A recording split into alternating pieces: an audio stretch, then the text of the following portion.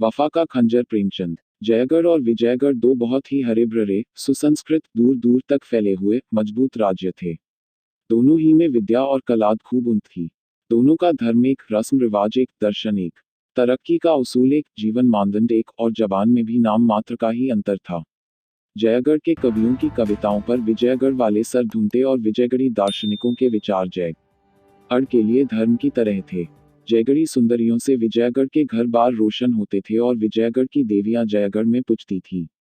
तब भी दोनों राज्यों में ठनी ही नहीं रहती थी, बल्कि आपसी फूट और ईर्ष्या द्वेष का बाजार बुरी तरह गर्म रहता और दोनों ही हमेशा एक दूसरे के खिलाफ खंजर उठाए थे। जयगढ़ में अगर कोई देश को सुधार किया जाता तो विजयगढ़ में शोर मच जाता कि हमारी जिंदगी खतरे में है। इसी तरह तो विजयगढ़ में कोई व्यापारिक उन्नति दिखाई देती तो जयगढ़ में शोर मच जाता था। जयगढ़ अगर रेलवे की कोई नई शाख निकालता तो विजयगढ़ उसे अपने लिए काला सांप समझता, और विजयगढ़ में कोई नया जहाज तैयार होता तो जयगढ़ को वह खून पीने ला घड़ियाल नजर आता था। अगर यह बदुगमानियां अनपढ़ या साधारण लोगों में पैदा होती तो एक बात थी। मजे की बात यह थी कि यह राग द्वेष, विद्या और जागृति, वैभव और प्रताप की धरती में पैदा होता था। अशिक्षा और जड़ ताकि जमीन उनके लिए ठीक न थी। खास सोच विचार और नियम व्यवस्था के उपजाऊ क्षेत्र में तो इस बीज का बढ़ना कल्पना की शक्ति को भी मात कर देता था। नन्हा सा बीज पलक मारते भर में ऊंचा पूरा दख्त हो जाता था। कूचे और बाजारों में रोने पीटने की सदाएं गूंजने लगती, देश की समस्याओं में एक भूचाल सा आता, अखबारों के दिल जलाने वाले शब्द राज्य में हलचल मचा देते, कहीं से आवाज आ जाती, जयगढ़ प्यारे जयगढ़, पवित्र के लिए यह कठिन परीक्षा का अवसर है। दुश्मन ने जो शिक्षा की व्यवस्था तैयार की है, वह हमारे लिए मृत्यु का संदेश है। अब जरूरत और बहुत सख्त जरूरत है कि हम हिम्मत बांधें और साबित कर दें कि जयगढ़, अमर जयगढ़ इन हमलों से अपनी प्राण रक्षा कर सकता है। नहीं, उनका मुंह तोड़ जवाब दे सकता है। अगर हम इस वक्त न जागरे तो जयगढ़, प्यारा जयगढ़, हस्ती के पर्दे से हमेशा के लिए मिट जाएगा और इतिहास भी उसे भुला देगा। दूसरी तरफ से आवाज आती, विजयगढ़ के बेखबर सोने वालों, हमारे मेहरबान पड़ोसियों ने अपने अखबारों की जबान बंद करने के लिए जो नए कायदे लागू किए हैं, उन पर नाराजगी का इजहार करना हमारा फर्ज है। उनकी मंशा इसके सिवा और चा नहीं है कि वहां के मुआमलों से हमको बेखबर रखा जाए और इस अंधेरे के पर्दे में हमारे ऊपर धावे किए जाएं, हमारे गलों पर फेरने के लिए नए नए हथियार तैयार किए जाएं और आखिरकार हमारा नाम निशान मिटा दिया जाए। लेकिन हम अपने दोस्तों को जता देना अपना फर्ज समझते हैं कि अगर उन्हें शरारत के हथियारों की इजाद के कमाल है तो हमें भी उनकी काट करने में कमाल है। अगर शैतान उनका मददगार है तो हमको भी ईश्वर की सहायता प्राप्त है, और अगर अब तक हमारे दोस्तों को मालूम नहीं है तो अब होना चाहिए कि ईश्वर की सहायता हमेशा शैतान को दबा देती है। तो जयगढ़ बाकमाल कलावंतों का अखाड़ा था। शीरी बाई इस अखाड़े की सब्ज परी थी, उस कला की दूर दूर तक ख्याति थी। वह संगीत की राती थी जिसकी ड्योढ़ी पर बड़े बड़े नामवर आकर सिर झुकाते थे। चारों तरफ विजय का डंका बजाकर उसने विजयगढ़ की ओर प्रस्थान किया, जिससे अब तक उसे अपनी प्रशंसा का न मिला था। उसके आते ही विजयगढ़ में एक इनकलाब सा हो गया। राग द्वेष और अनुचित गर्व हवा से उड़ने वाली सूखी पत्तियों की तरह तितर बितर हो गए। सौंदर्य और राग के बाजार में धूल उड़ने लगी, थिएटरों और नृत्यशालाओं में वीरानी छा गई। ऐसा मालूम होता था कि जैसे सारी सृष्टि पर जादू छा गया है। शाम होते ही विजयगढ़ के धनी धोरी, जवान बूढ़े शीरी बाई की मजालिस की तरफ दौड़ते थे। सारा देश शीरी की भक्ति के नशे में डूब गया। विजयगढ़ के सचेत क्षेत्रों में देशवासियों के इस पागलपन से एक बेचैनी की हालत पैदा हुई। सिर्फ यही नहीं कि उनके देश की दौलत बर्बाद हो रही थी, बल्कि उनका राष्ट्रीय अभिमान और तेज भी धूल में मिल जाता था। जयगढ़ की एक मामूली नाचने वाली, चाहे वह कितनी ही मीठी अदाओं वाली क्यों न हो, विजयगढ़ के मनोरंजन का केंद्र बन जाए, यह बहुत बड़ा अन्याय था। आपस में मिशविरे हुए और देश के पुरोहितों की तरफ से देश के मंत्रियों की सेवा में इस खास उद्देश्य से एक शिष्टमंडल उपस्थित हुआ। विजयगढ़ के आमोद प्रमोद के कर्ताओं की ओर से भी आवेदन पत्र पेश होने लगे।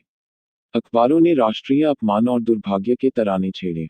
साधारण लोगों के हलकों में सवालों की बौछार होने लगी, यहाँ तक कि वजीर मजबूर हो गए। शीरी बाई के नाम शाही फरमान पहुंचा, चूंकि तुम्हारे रहने से देश में उपद्रव होने की आशंका है, इसलिए तुम फौरन विजयगढ़ से चली जाओ। मगर यह हुक्म अंतर्राष्ट्रीय संबंधों, आपसी इकरारनामे और सभ्यता के नियमों के सरासर खिलाफ था। जयगढ़ के राजदूत ने, जो विजयगढ़ में नियुक्त था, इस आदेश पर आपत्ति की और शीरी बाई ने आखिरकार उसको मानने से इनकार किया क्योंकि इससे उसकी आज़ादी और खुददारी और उसके देश के अधिकारों और अभिमान पर चोट लगती थी। 3. जयगढ़ के कूचे और बाजार खामोश थे। सैर की जगहें खाली, तफरीह और तमाशे बंद। शाही महल के लंबे चौड़े सहने और जनता के हरे भरे मैदानों में आदमियों की भीड़ थी, मगर उनकी जबानें बंद थीं और आंखें लाल। चेहरे का भाव कठोर और क्षुब्ध त्योरियां हुई, माथे पर शिकन उमड़ी हुई काली घटा थी, ड्रावनी, खसमोश और बाढ़ को अपने दामन में छिपाए हुए। मगर आम लोगों में एक बड़ा हंगामा मचा हुआ था, कोई सुलह का हामी था, कोई लड़ाई की मांग करता था, कोई समझौते की सलाह देता था, कोई कहता था कि छानबीनें करने के लिए कमीशन बैठाओ। मामला नाजुक था, मौका तंग। तो भी आपसी बहस मुबाहसों, बदगुमानियों और एक दूसरे पर हमलों का बाजार गर्म था। आधी रात गुजर गई मगर कोई फैसला न हो सका। पूंजी की संगठित शक्ति, उसकी पहुंच और रोबदाब फैसले की जबान बंद किए हुए था। 3 पहर रात जा चुकी थी, हवा नींद से मतवाली होकर अंगड़ाइयां ले रही थी और दरख्तों की आंख झपकती थी। आकाश के दीपक भी झलमलाने लगे थे, दरबारी कभी दीवारों की तरफ ताकते थे, कभी छत की तरफ। लेकिन कोई उपाय न सूझता था। अचानक बाहर से आवाज आई, युद्ध! युद्ध! सारा शहर इस बुलंद नारे से गंज उठा। दीवारों ने अपनी खामोश जबान से जवाब दिया, युद्ध! युद्ध! यह अदृष्ट से आने वाली एक पुकार थी जिसने उस ठहराव में हर्ट पैदा कर दी थी। अब ठहरी हुई चीजों में खलबली सी मच गई। दरबारी गोया गलफत की नींद से चौंक पड़े। जैसे कोई भूली हुई बात याद आते ही उछल पड़े। युद्ध मंत्री सैयद असकरी ने फरमाया, क्या अब भी लोगों को लड़ाई का ऐलान करने में हिचकिचाहट है? आम लोगों की जबान खुदा का हुक्म और उसकी पुकार अभी आपके कानों में आई, उसको पूरा करना हमारा फर्ज है। हमने आज इस लंबी बैठक में यह साबित किया है कि हम जबान के धनी हैं, पर जबान तलवार है, ढाल नहीं। हमें इस वक्त ढाल की जरूरत है। आइए हम अपने सीनों को ढाल बना ले और साबित कर दे कि हम में अभी वह जौहर बाकी है जिसने हमारे बुजुर्गों का नाम रोशन किया। कौमी गैरत जिंदगी की रूह है। वह नफे और नुकसान से ऊपर है। वह हुंडी और रोकड़, वसूल और बाकी, तेजी और मंदी की पाबंदियों से आज़ाद है। सारी खानों की छिपी हुई दौलत, सारी दुनिया की मंडियां, सारी दुनिया के उद्योग धन, ये उसके पासंग हैं। उसे बचाइए वरना आपका यह सारा निजाम तितर बितर हो जाएगा, शीरजा बिखर जाएगा, आप मिट जाएंगे।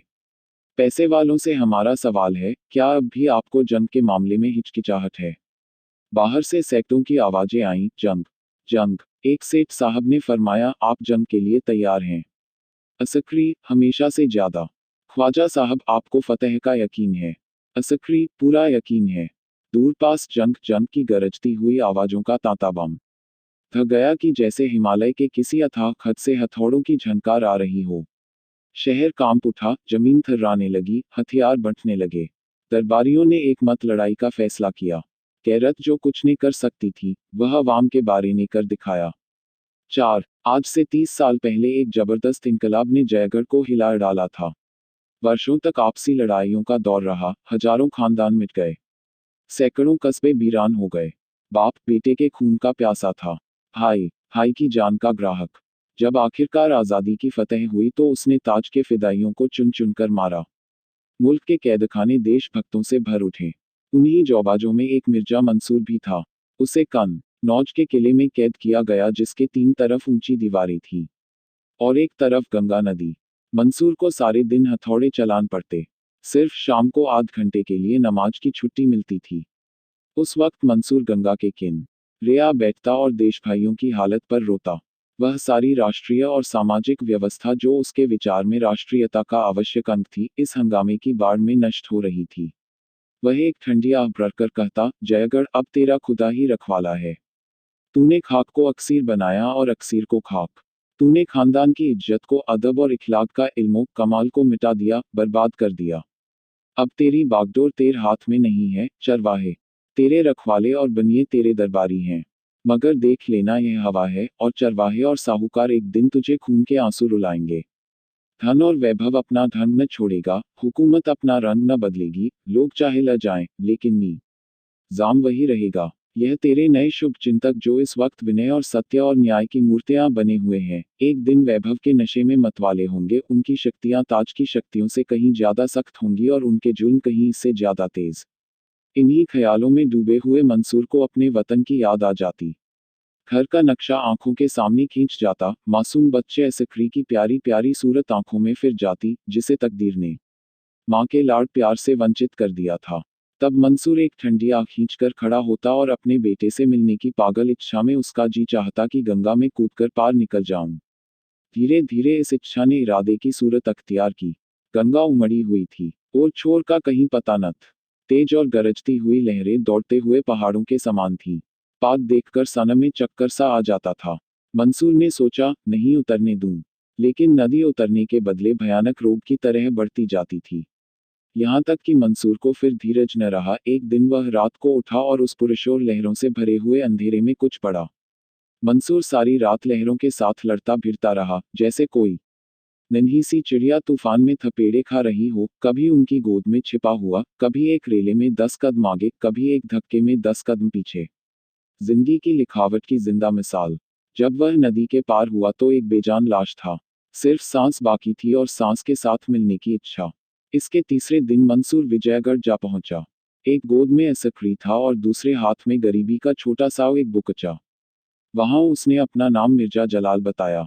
हुलिया भी बदल लिया था। हट्टा कट्टा सजीला जवान था, चेहरे पर शराफत और कुशीलता की कांति झलकती थी। नौकरी के लिए किसी और सिफारिश की जरूरत न थी।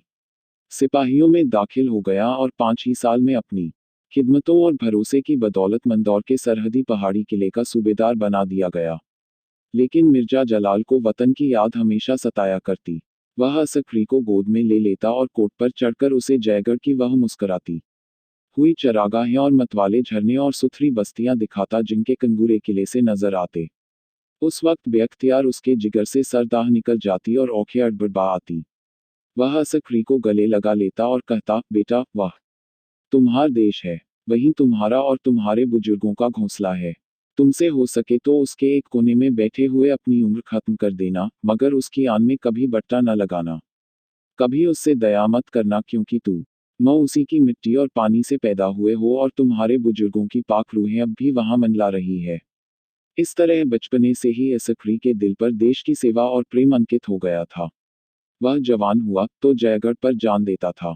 उसकी शान शौकत पर निसार, उसके रोबदाब की माला जपने वाला, उसकी बेहतरी को आगे बढ़ाने के लिए हर वक्त तैयार, उसके झंडे को नई अछूती धरती में गाड़ने का इच्छुक। 20 साल का सजीला जवान था, इरादा मजबूत, हौसले बुलंद, हिम्मत बड़ी। फौलादी जिस्म आकर जयगढ़ की फौज में दाखिल हो गया और इस वक्त जयगढ़ की फौज का चमकजा सूरज बन हुआ था। 5. जयगढ़ ने अल्टीमेटम दे दिया, अगर 24 घंटों के अंदर शीरी बाई जयगढ़ न पहुंची तो उसकी अगवानी के लिए जयगढ़ की फौज रवाना होगी। विजयगढ़ ने जवाब दिया, जयगढ़ की फौज आए, हम उसकी अगवानी के लिए हाजिर हैं। शीरी बाई जब तक यहाँ की अदालत से हुक्म उदूली की सजा न पाले, वह हाँ नहीं हो सकती और जयगढ़ को हमारे अंदरूनी मामलों में दखल देने का कोई हक नहीं। असकरी ने मुंहमांगी मुराद पाई। खुफिया तौर पर एक दूत मिर्जा जलाल के पास रवाना किया और खत में लिखा, आज विजयगढ़ से हमारी जंग छिड़ गई। अब खुदा ने चाहा तो दुनिया जयगढ़ की तलवार का लोहा मान जाएगी। मंसूर का बेटा असकरी फतेह के दरबार का एक अदना दरबारी बन सकेगा और शायद मेरी वह दिली तमन्ना भी पूरी हो जो हमेशा मेरी रूह को तड़प या करती है। शायद मैं मिर्जा मंसूर को फिर जयगढ़ की रियासत में एक ऊंची जगह पर बैठे देख सकूं। हम मंदौर में न बोलेंगे और आप भी हमें न छेड़िएगा, लेकिन अगर खुदा न ख्वास्ता कोई मुसीबत आ ही पड़े तो आप मेरी यह मुहर जिस सिपाही या अफसर को दिखा देंगे वह आपकी इज्जत करेगा और आपको मेरे कैंप में पहुंचा देगा। मुझे यकीन है कि अगर जरूरत पड़े तो उस जयगढ़ के लिए जो आपके लिए इतना प्यारा है और उस असकरी के खातिर जो आपके जिगर का टुकड़ा है, आप थोड़ी सी तकलीफ से, मुमकिन है वह रूहानी तकलीफ हो, दरेग न फरमाएंगे। इसके तीसरे दिन जयगढ़ की फौज ने विजयगढ़ पर हमला किया और मंदौर से 5 मील के फासले पर दोनों फौजों का मुकाबला हुआ। विजयगढ़ को अपने हवाई जहाजों, जहरीले गड्ढों और दूर तक मार करने वाली तोपों का घमंड था। जयगढ़ को अपनी फौज की बहादुरी, जीवट, समझदारी और बुद्धि का था। विजयगढ़ की फौज नियम और अनुशासन की गुलाम थी। जयगढ़ वाले जिम्मेदारी और तमीज के कायल। 1 महीने तक दिन रात मार काट के माके होता रहे। हमेशा आग और गोलों और जहरीली हवाओं का तूफान उठा रहता। इंसान थक जाता था, पर कलें अथक थीं। जयगढ़ियों के हौसले पस्त हो गए। बार बार हार पर हार खाई। असकरी को मालूम हुआ कि जिम्मेदारी फतह में चाहे करिश्मे कर दिखाए, पर शिकस्त में मैदान हुक्म की पाबंदी ही के साथ रहता है। जयगढ़ के अखबारों ने हमले शुरू किए। असकरी सारी कौम की लानत मलामत का निशाना बन गया। वही असकरी जिस पर जयगढ़ फिदा होता था सबकी नजरों का कांटा हो गया। अनाथ बच्चों के आंसू, विधवाओं की आहें, घायलों की चीख पुकार, व्यापारियों की तबाही, राष्ट्र का अपमान, इन सब का कारण वही एक व्यक्ति असकरी था। कौम की अगुवाई सोने की राज सिंहासन भले ही हो पर फूलों की मेज वह हरगिज नहीं। जब जयगढ़ की जान बचने की इसके सिवा और कोई सूरत न थी कि किसी तरह विरोधी सेना का संबंध मंदौर के किले से काट दिया जाए, जो लड़ाई और रसद के सामान और यातायात के साधनों का केंद्र था। लड़ाई कठिन थी, बहुत खतरनाक, सफलता की आशा बहुत कम, असफलता की आशंका जी पर भारी। कामयाबी अगर सूखें धान का पानी थी तो नाकामी उसकी आग। मगर छुटकारे की और कोई दूसरी तस्वीर न थी। असकरी ने मिर्जा जलाल को लिखा, प्यारे अब्बाजान, अपने पिछले खत में मैंने जिस जरूरत का इशारा किया था, बदकिस्मती से वह जरूरत आ पड़ी। आपका प्यारा जयगढ़ भेदियों के पंजे में फंसा हुआ है और आपका प्यारा असकरी नाउम्मीदों के भंवर में, दोनों आपकी तरफ आस लगाए ताक रहे हैं। आज हमारी आखिरी कोशिश, हम मुखालिफ फौज को मंदौर के किले से अलग करना चाहते हैं। आधी रात के बाद यह माका शुरू होगा। आपसे सिर्फ इतनी दरख्वास्त है कि अगर हम सर हथेली पर लेकर किले के सामने तक पहुंच सके तो हमें लोहे के दरवाजे से सर टकराकर वापस न होना पड़े। 1. आप अपनी कौम की इज्जत और अपने बेटे की लाश को उसी जगह पर तड़पते देखेंगे और जयगढ़ आपको कभी मुआफ न करेगा। उससे कितनी ही तकलीफ क्यों न पहुंची हो, मगर आप उसके हकों से सुबुकदोश नहीं हो सकते। शाम हो चुकी थी। मैदाने जंग ऐसा नजर आता था कि जैसे जंगल जल गया हो। विजयगढ़ी फौज एक खूने धमाके के बाद खंदकों में आ रही थी, घायल मंदौर के किले के अस्पताल में पहुंचाए जा रहे थे, तोपें थककर चुप हो गई थी और बंदूकें जरा दम ले रही थी। उसी वक्त जयगढ़ी फौज का एक अफसर विजयगढ़ी वर्दी पहने हुए असकरी के खेमे से निकला। थकी हुई तोपें, सर झुकाए हवाई जहाज, घोड़ों की लाशें, औंधी पड़ी हुई हवागाड़ियां और सजीव मगर टूटे फूटे किले उसके लिए पर्दे का काम करने लगे। उनकी आड़ में छिपता हुआ वह विजयगढ़ी घायलों की कतार में जा पहुंचा और चुपचाप जमीन पर लेट गया। 6. आधी रात गुजर चुकी थी। मंदौर या किलेदार मिर्जा जलाल किले की दीवार पर बैठा हुआ मैदाने जंग का तमाशा देख रहा था और सोचता था कि असकरी को मुझे ऐसा खत लिखने की हिम्मत क्यों कर हुई। उसे समझना चाहिए था कि जिस शख्स ने अपने उसूलों पर अपनी जिंदगी न्यौछावर कर दी, देश से निकाला गया और गुलामी का तौक गर्दन में अड़ाला, वह अब अपनी जिंदगी के आखिरी दौर में ऐसा कोई काम न करेगा जिससे उसको बट्टा लगे। अपने उसूलों को न तोड़ेगा। खुदा के दरबार में वतन और वतनवाले और बेटा है कभी साथ न देगा। अपने बुरे भले की सजा या इनाम आप ही भुगतना पड़ेगा। हिसाब के रोज उसे कोई न बचा सकेगा। तौबा, जगहों से फिर वही बेवकूफ़ी हुई। खामखा गोलेबारी से दुश्मनों को खबर देने की क्या जरूरत थी। अब इधर से भी जवाब दिया जाएगा और हजारों जाने जाया होंगी। रात के अचानक हमले के माने तो यह है कि दुश्मन सर पर आ जाए और कान खबर न हो, चौतरफा खलबली पड़ जाए। माना कि मौजूदा हालत में अपनी हरकतों को पोशीदा रखना शायद मुश्किल है। इसका इलाज अंधेरे के खंदक से करना चाहिए था, मगर आज शायद उनकी गोलीबारी मामूल से ज्यादा तेज है। विजयगढ़ की कतारों और तमाम मोर्चेबंदियों को चीरकर बज़ाहिर उनका यहाँ तक आना तो मुहाल मालूम होता था। लेकिन अगर मान लो आ ही जाएं तो मुझे क्या करना चाहिए? इस मामले को तय क्यों न कर लूं? खूब, इसमें तय करने की बात ही क्या है? मेरा रास्ता साफ है। मैं विजयगढ़ का नमक खाता हूँ। मैं जब बेघरबार, परेशान और अपने देश से निकला हुआ था तो विजयगढ़ ने मुझे अपने दामन में पनाह दी और मेरी खिदमतों का मुनासिब लिहाज किया। उसकी बदौलत 30 साल तक मेरी जिंदगी नेकनामी और इज्जत से गुजरी। उसके दगाकरन हद दर्जे की नमक हरामी है। ऐसा गुनाह जिसकी कोई सजा नहीं। वह ऊपर शोर हो रहा है, हवाई जहाज होंगे, वह गोला गिरा, मगर खैरियत हुई, नीचे कोई नहीं था। मगर क्या दगा हर एक हालत में गुनाह है? ऐसी हालतें भी तो हैं जब दगा वफा से भी ज्यादा अच्छी हो जाती है। अपने दुश्मन से दगा करना क्या गुनाह है? अपनी कौम के दुश्मन से दगा करना क्या गुनाह है? कितने ही काम जो जाती हैसियत से ऐसे होते हैं कि उन्हें माफ नहीं किया जा सकता। कौमी हैसियत से नेक काम हो जाते हैं। वही बेगुनाह का खून जो जाती हैसियत से सख्त सजा के काबिल है, मजहबी हैसियत से शहादत का दर्जा पाता है और कौमी हैसियत से देश प्रेम का। कितनी बेरहमियां और जुल्म, कितनी दगाएं और चालबाजियां। कौमी और मजहबी नुक्ते निगाह से सिर्फ ठीक ही नहीं, फर्जों में दाखिल हो जाती है। हाल की यूरोप की बड़ी लड़ाई में इसकी कितनी ही मिसालें मिल सकती हैं। दुनिया का इतिहास ऐसी दगाओं से भरा पड़ा है। इस नए दौर में भले और बुरे का जाती एहसास कौमी मसलहत के सामने कोई हकीकत नहीं रखता। कौमियत ने ज़ात को मिटा दिया है। मुमकिन है यही खुदा की मंशा हो, और उसके दरबार में भी हमारे कारनामे कौम की कसौटी ही पर परखे जाएं। यह मसला इतना आसान नहीं है जितना मैं समझता था। फिर आसमान में शोर हुआ इतना, मगर शायद यह इधर की के हवाई जहाज़ हैं। जयगढ़ वाले बड़े दमखम से लड़ रहे हैं। इधर वह ले दबते नजर आते हैं। आज यकीनन मैदान उन्हीं के हाथ में रहेगा। जान पर खेले हुए हैं। जयगढ़ी वीरों की बहादुरी मायूसी ही में खूब खुलती है। उनकी हार जीत से भी ज्यादा शानदार होती है। बेशक असकरी 2 इंच का उस्ताद है। किस खूबसूरती से अपनी फौज का रुख किले के दरवाजे की तरफ फेर दिया। मगर सख्त गलती कर रहे हैं। अपने हाथों अपनी कब्र खोद रहे हैं। सामने का मैदान दुश्मन के लिए खाली किए देते हैं। वह चाहे तो बिना रोक टोक आगे बढ़ सकता है और सुबह तक किए देते हैं। वह चाहे तो बिना रोक टोक आगे बढ़ सकता है और सुबह तक जयगढ़ की सरजमीन में दाखिल हो सकता है। जयगढ़ियों के लिए वापसी या तो गैरमुमकिन है या निहायत खतरनाक। किले का दरवाजा बहुत मजबूत है। दीवारों की संधियों से उन पर बेशुमार बंदूकों के निशाने पड़ेंगे। उनका इस आग में एक घंटा भी ठहरना मुमकिन नहीं है। क्या इतने देशवासियों की जानें सिर्फ एक उसूल पर, सिर्फ हिसाब के दिन के अड़ा पर, सिर्फ अपने इखलाकी एहसास पर कुर्बान कर दूं? और महज जाने ही क्यों? इस फौज की तबाही जयगढ़ की तबाही है।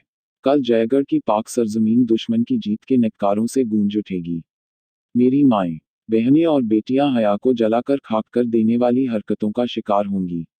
सारे मुल्क में कत्ल और तबाही के हंगामे बरपा होंगे। पुरानी अदावत और झगड़ों के शोले भड़केंगे। कब्रिस्तान में सोई हुई हे दुश्मन के कदमों से पामाल होंगी। वह इमारतें जो हमारे पिछले बड़प्पन की जिंद निशानियां हैं, वह यादगारें जो हमारे बुजुर्गों की देन है, जो हमारे कारनामों के इतिहास, हमारे कमालों का खजाना और हमारी मेहनतों की रोशन गवाहियां हैं, जिनकी सजावट और खूबी को दुनिया की कौमें स्पर्धा की आंखों से देखती हैं, वह बर्बर असभ्य लश्करियों का पड़ाव बनेंगी और उनके तबाही के जोश का शिकार। क्या अपनी कौम को उन तबाहियों का निशाना बनने दूं, महज इसलिए कि वफा का मेरा उसूल न टूटे? उफ, यह किले में जहरीले गैस कहाँ से आ गए? किसी जैगड़ी जहाज की हरकत होगी। सर में चक्कर सा आ रहा है। यहाँ से कुमक भेजी जा रही है। किले की दीवार के सुराखों में भी तोपें चलाई जा रही है। जयगढ़ वाले किले के सामने आ गए। एक धावे में वह हुमायूं दरवाजे तक आ पहुंचेंगे। विजयगढ़ वाले इस बाढ़ को अब नहीं रोक सकते। जयगढ़ वालों के सामने कौन ठहर सकता है? या अल्लाह, किसी तरह दरवाजा खुद ब खुद खुल जाता, कोई जयगढ़ी हवाबाज मुझसे जबरदस्ती कुंजी छीन लेता, मुझे मार डालता। आह, मेरे इतने अजीज हम वतन प्यारे भाईयान की आन में खाक में मिल जाएंगे और मैं बेबस हूँ। हाथों में जंजीर है, पैरों में बेड़ियां, एक एक रोआ रस्सियों से जकड़ा हुआ है। क्यों न इस जंजीर को तोड़ दूं, इन बेड़ियों के टुकड़े टुकड़े कर दूं और दरवाजे के दोनों बाजू अपने अजीज फतह करने वालों की अगवानी के लिए खोल दूं। माना कि यह गुनाह है, पर यह मौका गुनाह से अडरने का नहीं। जहन्नुम की आग उगलने वाले सांप और खून पीने वाले जानवर और लपकते हुए शोले मेरी रूह को जलाएं, तड़पाएं। कोई बात नहीं। अगर महज मेरी रूह की तबाही, मेरी कौम और वतन को मौत के गड्ढे से बचा सके तो वह मुबारक है। विजयगढ़ ने ज्यादती की है, उसने महज जयगढ़ को जलील करने के लिए, सिर्फ उसको भटकाने के लिए शीरी बाई को शहर निकाले को हुक्म जारी किया जो सरासर बेजा था। हाय अफसोस, मैंने उसी वक्त इस्तीफा न दे दिया और गुलामी की इस कैद से क्यों न निकल गया। हाय गजब, जयगढ़ी फौज खिंदकों तक पहुंच गई। या खुदा, इन जामबाजों पर रहम कर, इनकी मदद कर। कलदार तोपों से कैसे गोले बरस रहे हैं, गोया आसमान के बेशुमार तारे टूट पड़ते हैं। अल्लाह की पनाह, हुमायूं दरवाजे पर गोलों की कैसी चोटें पड़ रही हैं। कान के पर्दे फटे जाते हैं। काश दरवाजा टूट जाता। हाय मेरा असकरी, मेरे जिगर का टुकड़ा, वह घोड़े पर सवार आ रहा है। कैसा बहादुर, कैसा जानबाज, कैसी पक्की हिम्मत वाला। आह, मुझ अभागे कलमुन्हे की मौत क्यों नहीं आ जाती?